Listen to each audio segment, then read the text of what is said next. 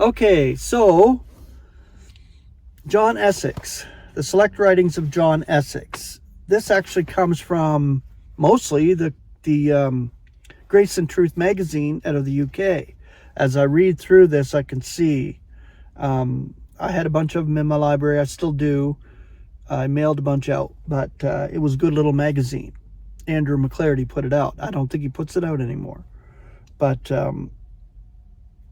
Nelson Howe, our brother, who's gone to repose, actually wrote for that magazine. And I think our sister Jax shared one of his articles recently. Enoch, his book, The Problem of Evil and Judgments of God. Excellent book. Get it at concordant.org. But John Essex wrote a chapter in here, The Problem of Evil. And that actually comes from that small magazine, Grace and Truth. But I'm going to share some of this, not all of it. I think the vital points are necessary to share. So I'm going to start with this one here. God does evil but does not sin. And then later, as I continue to read, I'll go on to the jurisdiction of darkness, or from whence came Satan. We're going to get an idea of what evil is and what God does with it in his universe, in creating it and making it for a purpose. Okay, notice carefully what Isaiah says, or rather what God himself says through Isaiah.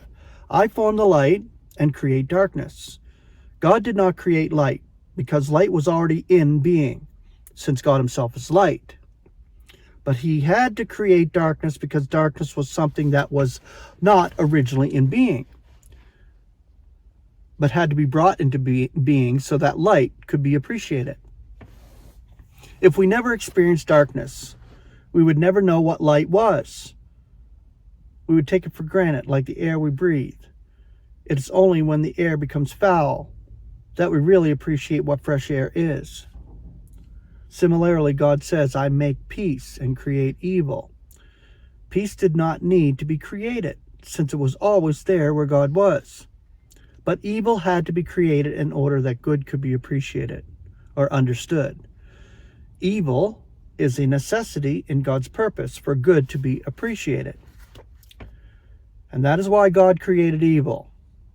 But not only do we learn from the scriptures that God created evil, but we also learn that sometimes he does evil. Now this may startle some until the facts are fully considered. We are so accustomed to the idea that God always does good. The scriptures insist that God always does right. He cannot sin or miss the mark. He cannot commit iniquity. Abraham, you remember, put the question, shall not the judge of all the earth do right? Genesis 18:25. But it is sometimes right to do evil, that good may follow. When a parent punishes a child, for instance, he does evil to that child in order that good may ensue and the child may be blessed. So often with God, he cannot sin, he cannot commit iniquity, but he can do evil. In the book of Jeremiah alone, there are more than 30 references to God either doing evil or repenting from evil, which he had purpose doing. And there are similar passages in other books. For example, in Jeremiah 11:10, we read that Isaiah and Judah had broken, or having broken the covenant which God had made with their fathers, and then comes this passage. Thus saith the Lord, behold, I will bring evil upon them, which they shall not be able to escape. Notice that God does not say, I will allow evil to come upon them, but I will bring evil upon them. So there's a big difference.